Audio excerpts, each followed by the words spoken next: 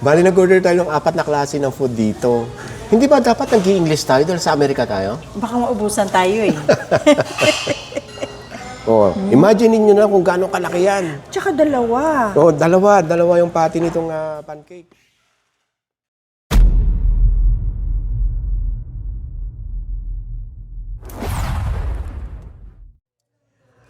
Magandang umaga sa inyong lahat at magandang umaga sa iyo, Richwitty.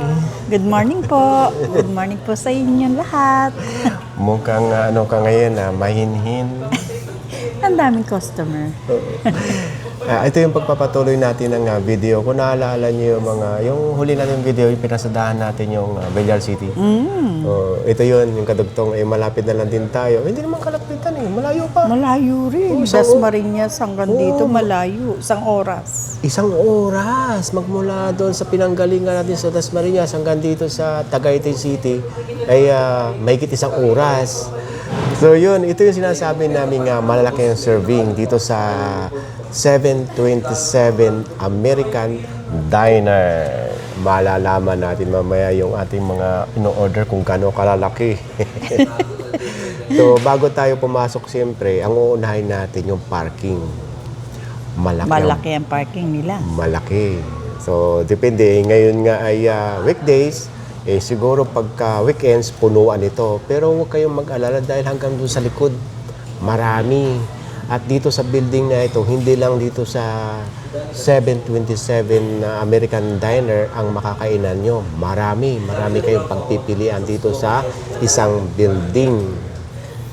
Bago tayo pumasok, dito pa lang sa hallway, meron ng alfresco.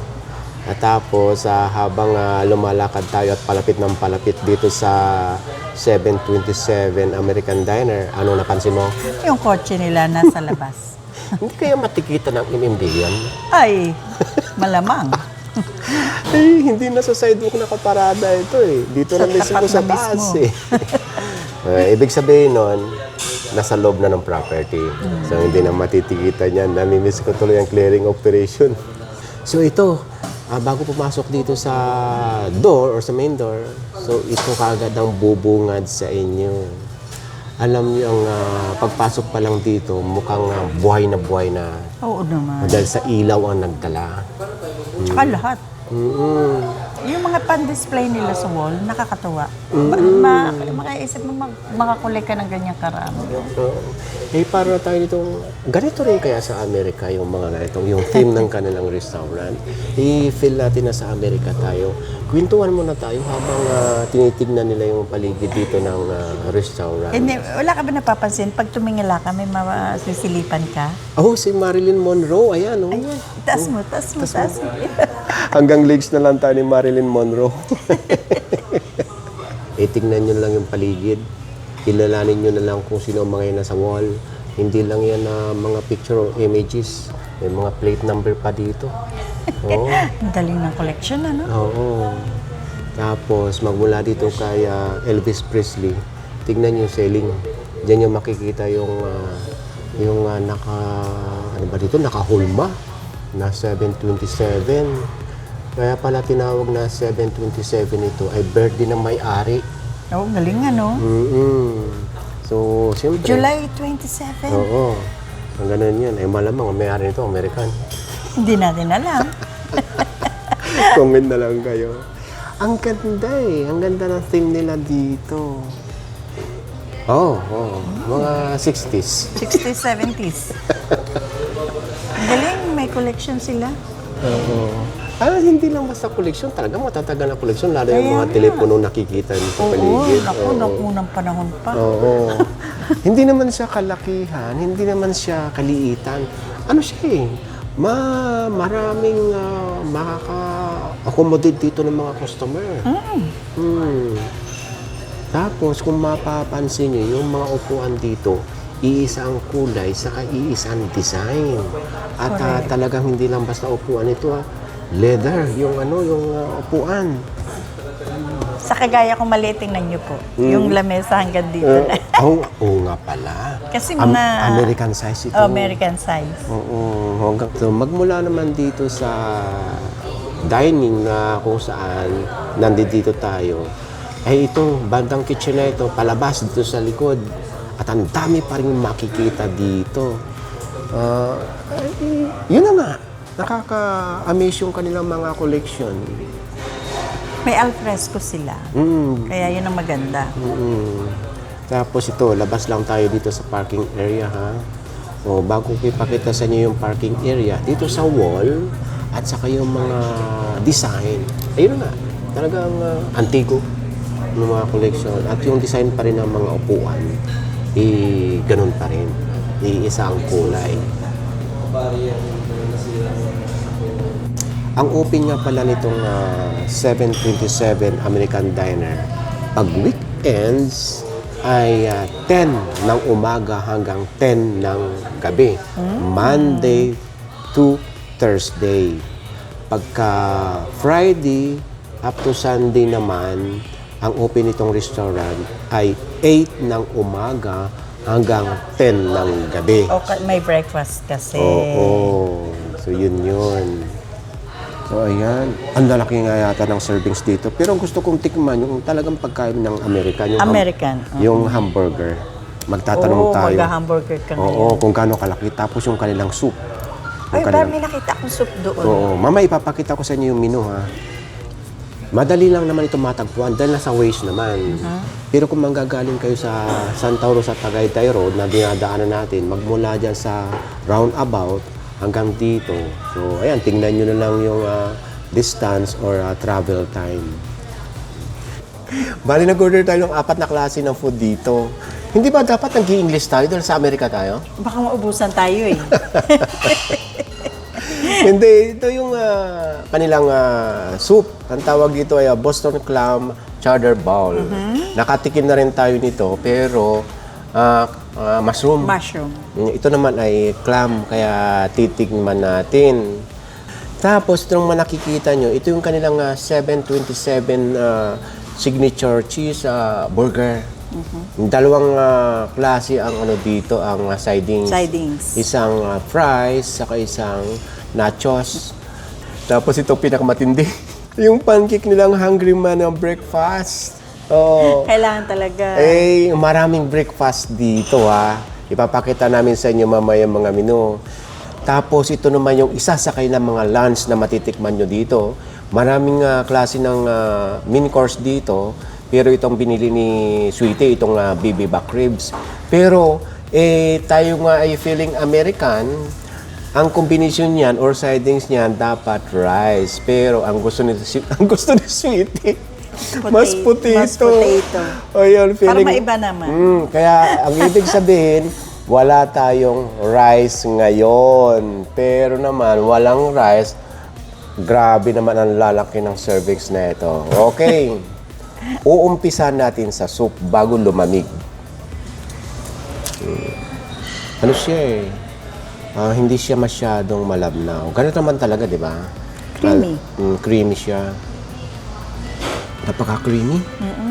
Mas masarap ito sa mushroom. Kaya nga. Mas okay ito. Nakalagay naman sa menu kung anong ingredients nitong Boston Clam Chowder. Dito pala sa pinakailalim natin mo. Kalkalin natin ha. Bread. Bread. Bread ano? Okay na ako dito kasi may bread naman. Mamaya na. Natikman na natin. Okay siya.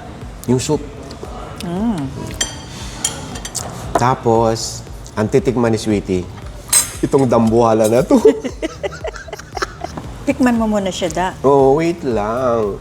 Yan ang titikman mo. Ito naman titikman ko. Kasi hindi mahilig Gusto ko share tayo eh. Hindi, magtikiman tayo. Tingnan mo naman kalaki nito. Ayan. Ito sa akin. Hindi mahilig sa burger si Sweetie. Imagine niyo na kung gaano kalaki yan. Tsaka dalawa. Dalawa yung patty nitong pancake. Tikman mo na. Tikman ko muna itong malilit na ito. Fries ito. Ito, kamay na natin. Ito. Okay na, kuya.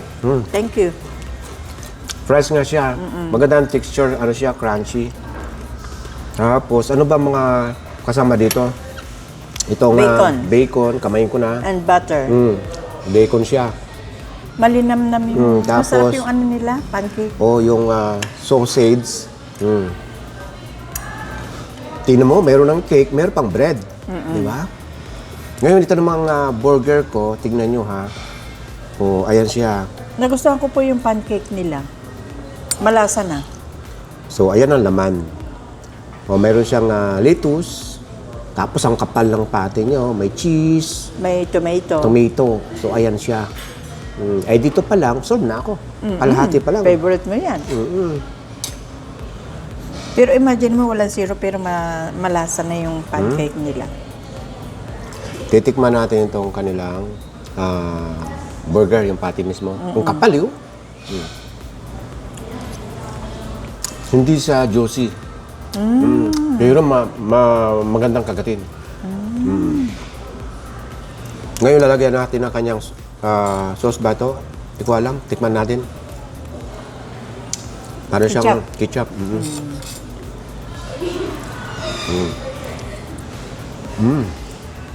Tikman naman natin itong texture ng kanilang bread.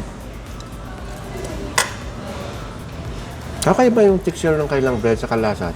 Siguro talagang ganito talagang lasa ng pang Amerikano. Ano? Masarap eh. Kaya nga. May ano pa pala ito, isang branch sa Imus, Cavite.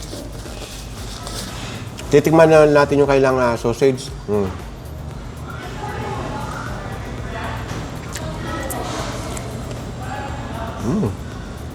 Para siyang imported na mayroong yung ano ba ito yun? Yung dala mo galing Canada? Spam? Ang layo naman. Ha? Ang layo naman. Parang lang, sabi ko. Ay, huwag ka na mag-compare. Sige. Sausage yan. Sausage pa. Parang nga lang eh. Okay na. Naku, nag-away na sila. Pero yung bacon, okay, matamis-tamis. Titikman ko naman yung kailang, yung pancake. Nagustuhan ko yung pancake nila. Malinamnam, no? Masarap. May lasa na siya. Ano siya, maski makapal siya. Tingnan mo naman. Fluffy. Tingnan mo naman ang kapal nito. 3 layers sa mga nabibiling ordinary pancake. Ang ganda Yung ng papal. Ang ganda ng pagkaloto. Smooth siya kagatin. Tapos, ito naman kanilang burger. Ang sarap kainin. Gusto ko siya. Kasi ang ayaw ko sa lahat ng burger, yung juicy. Gusto ko yung ganito. Medyo dry ng konti. Medyo hindi siya juicy, hindi naman siya dry. Malambot eh. Oh. Masarap kagatin eh. Ayaw ko lang talaga ng juicy, ayaw ko. Tapos yung lasa nung cheese, saka nitong parang mayonnaise yata, lumamang yung lasa ng cheese na masarap, na manamis-namis. Ang susunod natin titikman, itong baby back ribs. Tignan niyo yung kapala, iikot ko. Rice talaga nakalagay dyan, yung kanyang kombinasyon, yung sidings. Eh, sabi nga ni Sweetie, feeling American siya ngayon, Americana, gusto niya ng mashed potato. Ngayon, ano itong isa? Ito. Salad. Salad ito. Yung mashed potato niya, iba. Hindi siya pino. Di ba, buo-buo? Maganda siya, nababite mo. Tama ka. Yun ang gusto ko sa mashed potato. Ayaw ko ng durog, pinong-pino. Ito lumalaban kasi magaling. Dapat ganun pala talaga. Yung buo-buo pa siya kasi nakakagat mo. Di ba? Okay siya. Tapos may kombinasyon na hindi ko alam kung anong sauce ang binuhos dito. Ano? Mushroom. Mushroom. Tapos yung katabi niyang salad, ito. Vegetable salads. Parang coleslaw. Parang ganon. Coleslaw.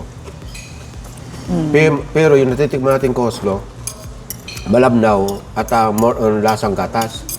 Pero ito, yung coleslaw na ito, ay creamy. Hindi siya malabnaw. Titignan natin yung texture ng baby back ribs. Kung malambot. Lusot agad. Lusot agad. Oh. May hiwalay na. Oh, yan. Pwede.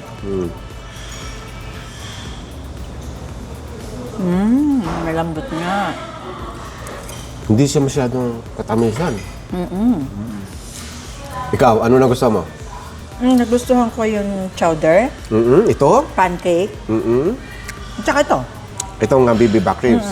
Dahil inachipuran mo yung hamburger dahil hindi ka kumakain nun. Hindi pwede. Ako lahat. Na okay yung lasa ng mga food dito. Ang pinakakaiba lang talaga dito na na-amaze ako, yung malalaki siyempre ang servings. Ano nang kakain natin dito after natin matikman? Busog na ako. Gusto ka na? O sige, ako babalikan ko pa itong iba dito, yung hamburger, habang tinitingnan nila yung menu. Sige, pili ka pa dyan. Okay na ako. Itong nachos, di pa natin natitikman. At, Okay na ako. okay na talaga ako dito sa kalahating hamburger. Gusto ko yung half lang ang uubusin ko. Dahil hindi ko kaya ubusin yung isang buo. Yung chowder, naubos na ba? Naubos mo na? Labusin mo. Sarap ng Hindi pa ako hamburger. mahilig sa hamburger. At saka yung yung hamburger nila, tamang-tama lang yung lasa. Yung lasa, hindi siya kaalatan. Yung talagang international ang lasa. Oo. Kaya ganon. Ganon.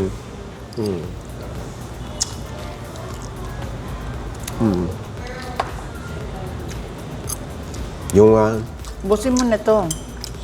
parang Coleslaw. hindi yata ako kontento sa walang rice. Uwi na ako. Ayaw ko na sa Amerika. Filipino pa rin. Pilipino pa rin nahanap ko.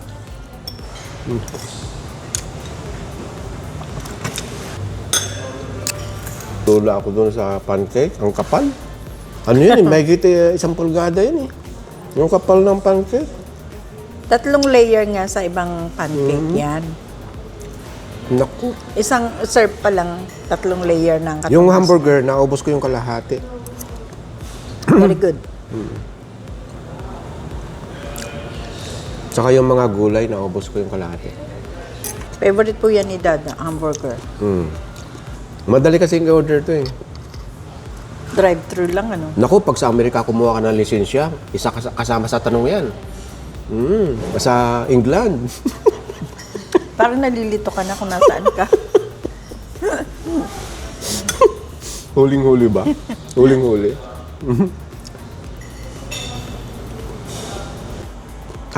Bago nga pala, buti na alaala ko. Dito nga pala, ang method of payment, lahat pipwede. Lahat ng card pipwede. Ganun talaga, nasa international tayo eh. Yeah, correct. Tapos, yung senior citizen siyempre, May discount. Tapos pag may birthday, basta pasok sa month, mayroong Slice of cake. slice of cake. So, yun. At bago tayo magtapos, gusto ko lang pasalamatan or shout-out si Danilo Mujica. Siya nag-recommend nung sa Lime and Basil. Wow, thank you so much po, sir. Saka hindi niya sinabi ang pangalan eh. Account niya lang ito sa YouTube eh. Itong si JJP6208 at siya ang nag-recommend nitong American. 2027. Thank you. Nanggaling daw siya dito. Shout out Ang sa sabi inyong niya, lahat. malalaki ang servings doon at magugustuhan natin. At syempre, ay yung mga kasama natin sa galaan pa noon pa man, ay ito, shoutout sa Mariano family ng Nipawa, Manitoba, Canada. Yung lahat ng mga taga-Canada, balik tayo ulit sa galaan. Hello po sa inyong lahat. Hi, Paul. Hi, Ate Bebot. Kay Ellie, at kay Joy, Alexis, and Carlos. Shoutout sa inyo lahat. At siyempre kay Lola Sin in Heaven. Miss na po namin kayo. At ikaw, meron pa bang isa shoutout? Figueroa's family from Barangay Santa Cruz, Makati City. Shoutout po sa inyong lahat. Bye for now. Bye! Hanggang sa muli. Thank you po. Uwi na tayo sa Pilipinas. Back to you, Makati.